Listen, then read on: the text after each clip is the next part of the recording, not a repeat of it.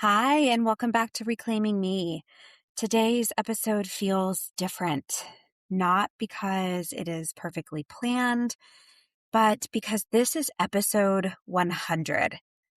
Can you believe it? 100 episodes of exploration, of reflection, of grief, healing, and most importantly, of growth.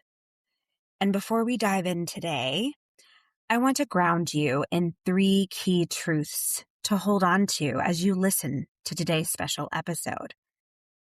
And the first one is that healing often looks like grief.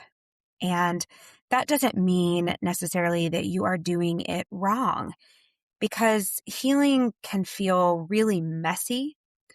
It can feel really slow and circular, or even invisible at times. But grief itself is proof that you are processing, that you are human, and that you are beginning to engage with life on a deeper level.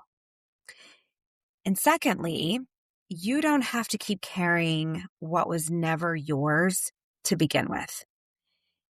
The expectations, the shame, the pressure, so much of it does not belong to you. And with this CPTSD work, noticing that right there is the first step in letting go. So it's kind of like returning something to the sender. And finally, third, reclaiming yourself starts in small, quiet moments, especially the moments where you choose yourself differently. And maybe that is saying no, or resting, or noticing your body, or even acknowledging one small feeling that you've been ignoring. So if nothing else stays with you from this 100th episode today, let it be these 3 truths, and hold on to them and return to them and let them guide you in your own reclaiming journey. So let's get into it. Welcome to Reclaiming Me, a trauma-informed podcast helping women with complex PTSD heal the lasting impact of childhood attachment wounds from parents and caregivers, so you can finally release people-pleasing and perfectionism and learn to trust in relationships, beginning with the one you have with yourself. I'm your host, Cindy Payne, therapist, trauma specialist, and a woman who has walked this path both personally and professionally. The 100th episode. I can't believe it is finally here. Triple digits. This is a very big deal for the podcast, for my journey as both a CPTSD survivor and a healer. And so I want this episode today to be interactive in spirit. So as you're listening today, I invite you to notice what part of your own story feels heavy right now. What's one thing that maybe you have carried and continue to notice that you carry that you know isn't yours and never was yours to carry? And finally, what's one thing that you are ready to reclaim for yourself? And as you're listening to this, if anything comes up for you, I invite you to make a note of it. So write it down if you have access to pen and paper. If not, you can voice note it, or you can even share it with me if you feel called to do that. And that can be done through my website, where you can email me directly.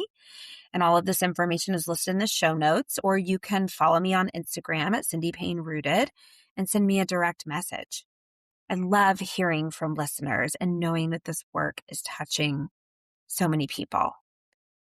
Because honestly, sometimes hearing from others' experiences or questions can really inspire future episodes for me. And it also reminds all of us in this community that we are not alone, because this work of healing from complex trauma can feel very isolating if you're not surrounded by the right support and the right community. So while we're talking about the 100th episode today, I thought it would be very fitting to start with the origin story of Reclaiming Me. And I'd like to bring it back to the very beginning. So if you've been a listener since day one, you know that this podcast actually started as something that we titled Unmasking. And we started this podcast, my friend and I, Sarah. She is a fellow licensed professional counselor that I met in graduate school. And like me, she is the mother of a neurodivergent child.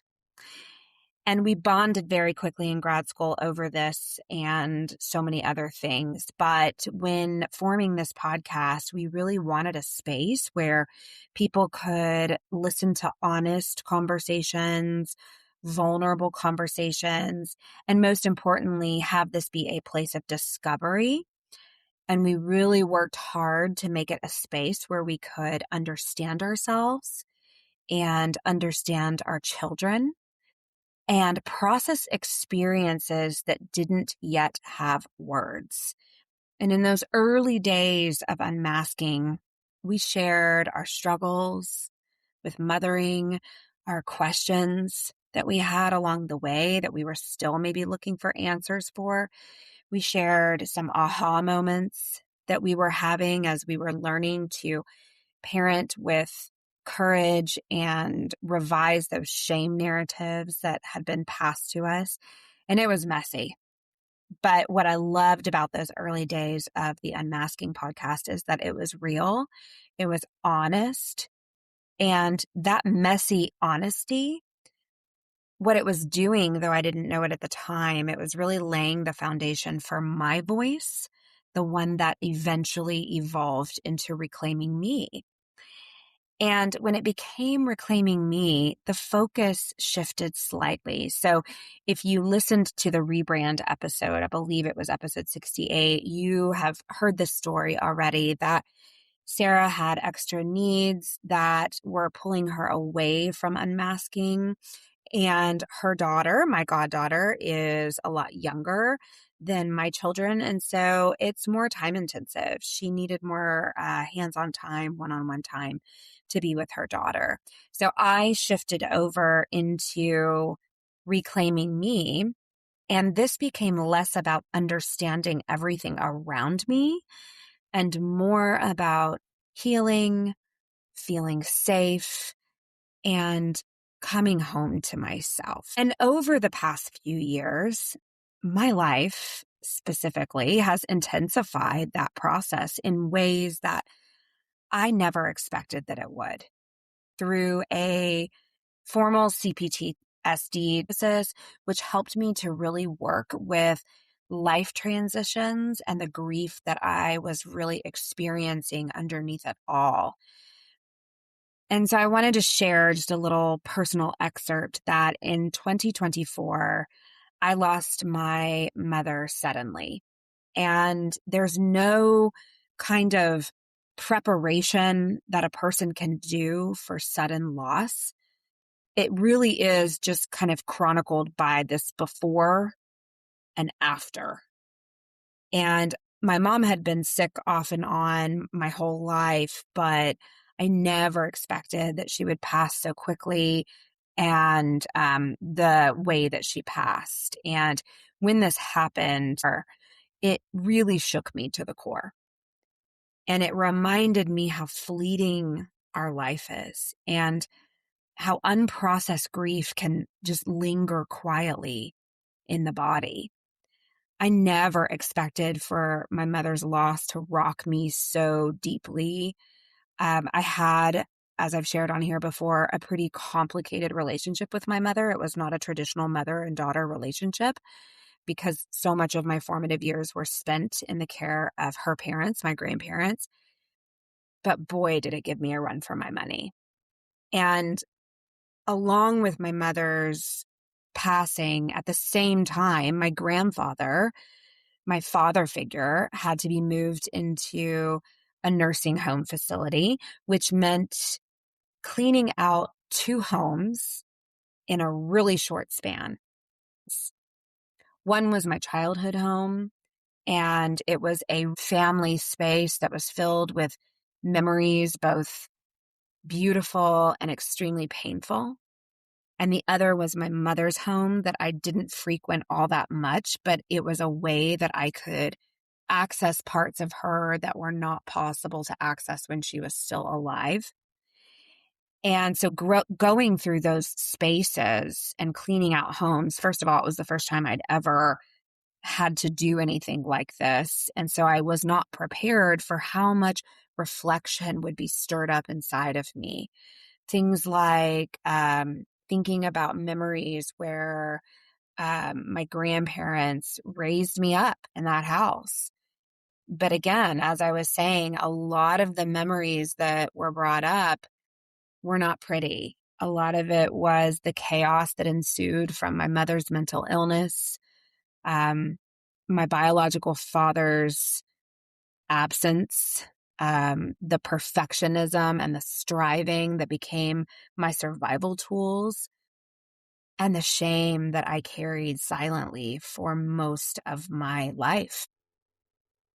And what I've discovered is that CPTSD doesn't just live in memories. It lives in your body. It lives in your nervous system, your thought patterns, and your interactions with the world.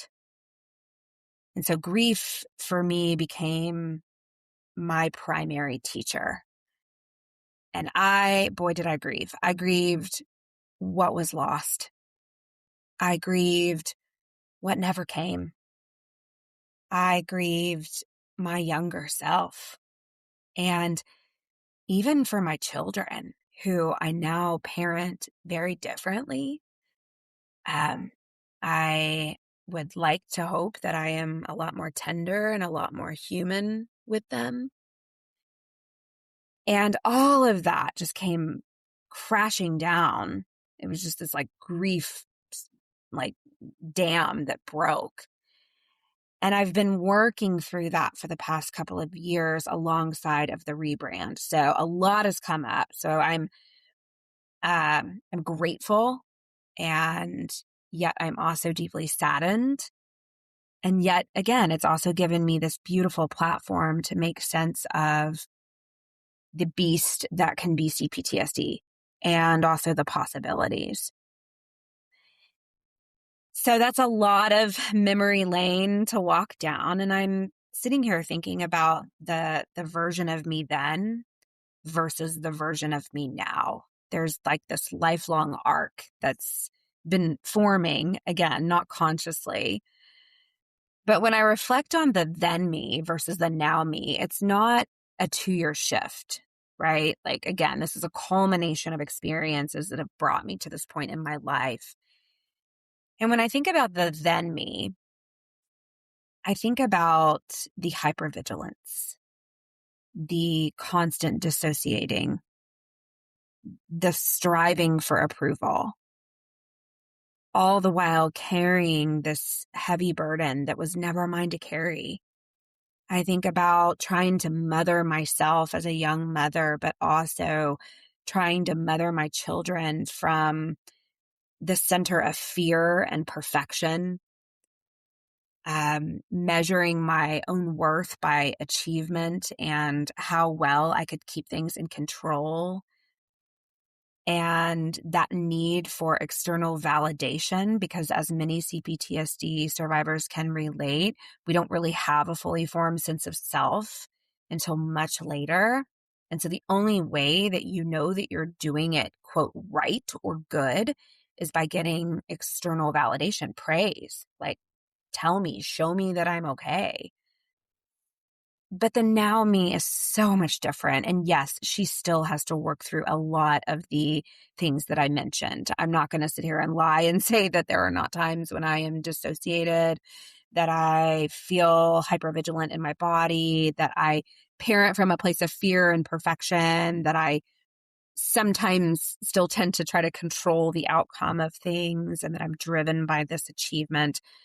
all those things are still very much in existence. They're just a lot quieter now. So I just thought that was important to name that. If any of you are sitting around going, how did she crack the code and fix it? This isn't about fixing, right? It's about acceptance. It's about learning to mother yourself from a place of tenderness versus control and rigidity. And the now me is still healing. She is still learning. She's learning to pause more, though. And within these pauses, she notices more. But the things that she notices doesn't necessarily harden or drive her like they used to. I parent myself and my kids now, I think, with a lot more empathy.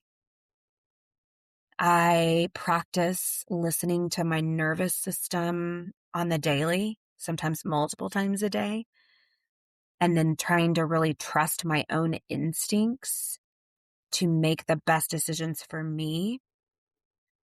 There's a whole lot of letting go of guilt and shame and perfectionism that I'm doing regularly. And now, standing at the edge of empty nesting, which I might get a little emotional, I feel both grief and anticipation, reflection and hope are coexisting right now within me and within my family.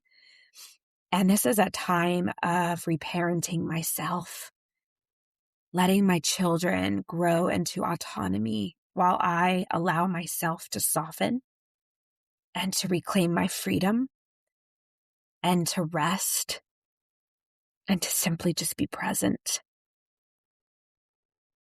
And at 47, I'm in a place that I can do that with a lot more ease than when I had my first child at 26. I'm just different. I know more.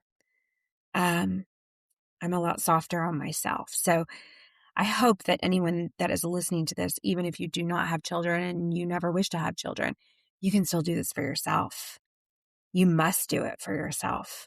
And you can still reap the deep benefits of learning to reparent, mother, nurture yourself. And again, I recognize that everything has its own path and its own timeline. And I want to just pause here and really honor my friend Sarah for a moment. Because again, those early conversations, those spaces that we shared, they really gave me that deep foundation to reclaim my voice. And it was courage, it was honesty, connection. I had a choice not to continue the podcast, but there was something deep within me that kept whispering, like, yes, you have to do this. Because I do believe that no pain is ever wasted. And if you can be brave and courageous enough to share your story with even just one person, you can change their life. And even now, I carry that with me every time I record or write something or reflect. So thank you, Sarah. And I hope to have her back on in a future episode where we can share some little updates of what life has been like for her too. She's still very much a deeply important person to me in my life. So I want to move in to some listener reflection. And I invite you just to pause here with me for a moment because there's a lot of emotion that this is bringing up for me. And I ask you to just take a slow breath in and hold it for a moment and just exhale it. Notice your body. Notice the heaviness, the tension, or even the relief that might be there. And you might ask yourself, what have I been carrying that isn't mine? What is one small thing that I might reclaim today? And this is where I'm going to ask you to either write it down,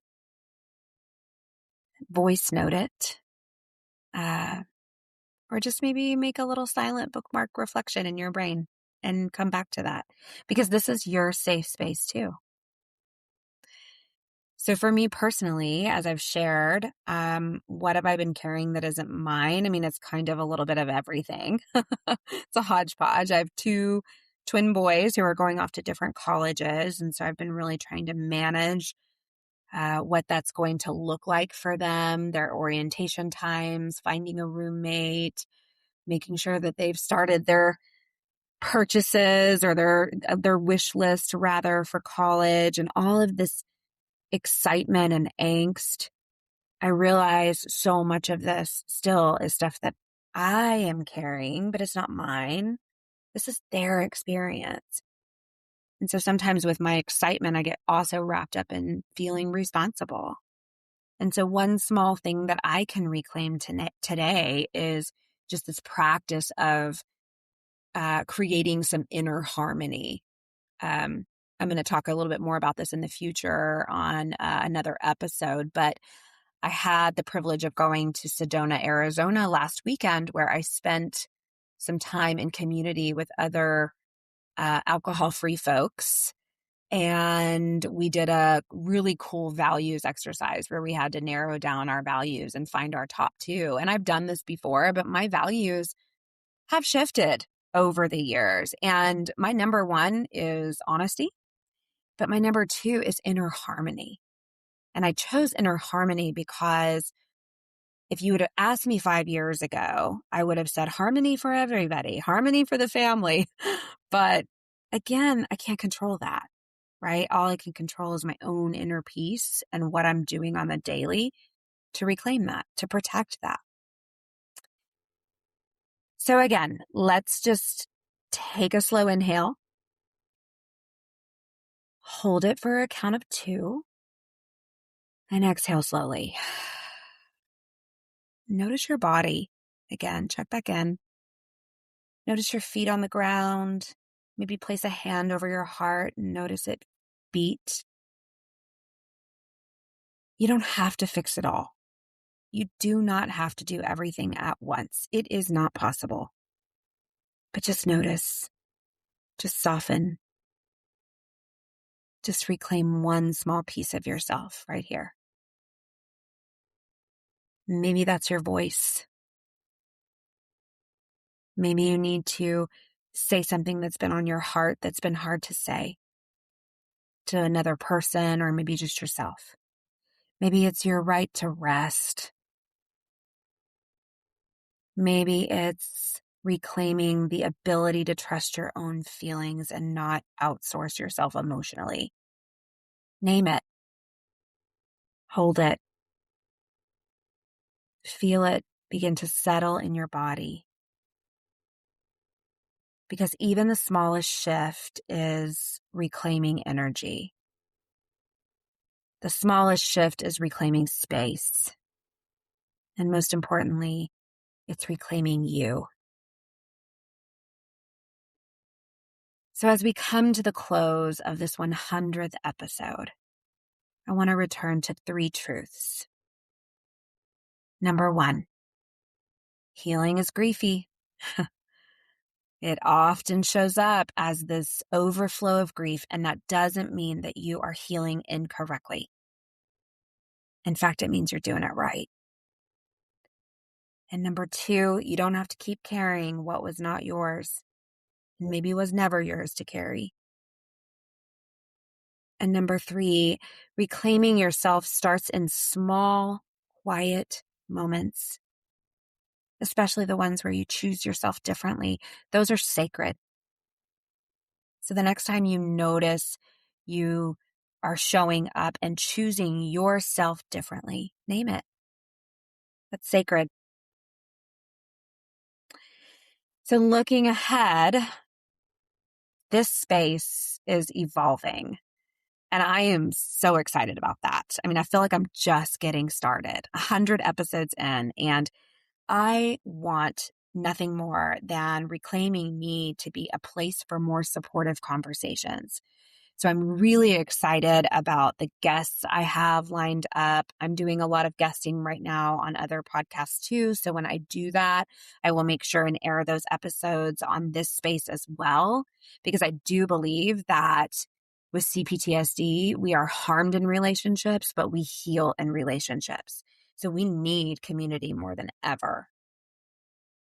I want Reclaiming Me to be a space where more guests can share insights on CPTSD specifically, nervous system regulation, and healing. Because again, it looks so different for everybody. There's so many ways to heal.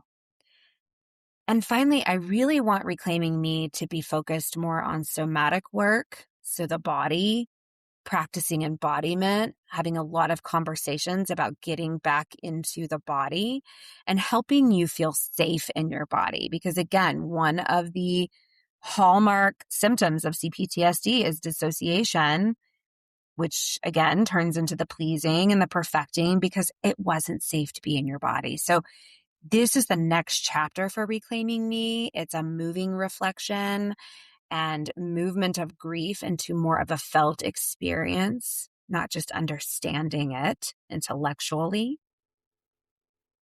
And so I have a little closing manifesto that I'd like to share for this episode.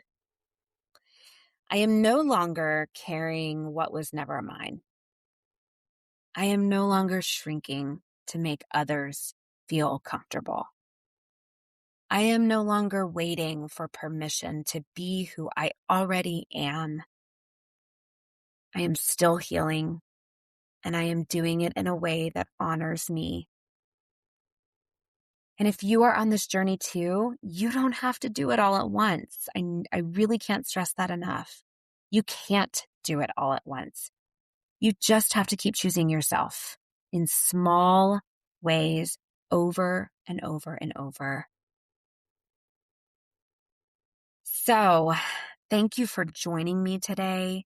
And as always, if this episode has resonated with you, I would love for you to leave a review.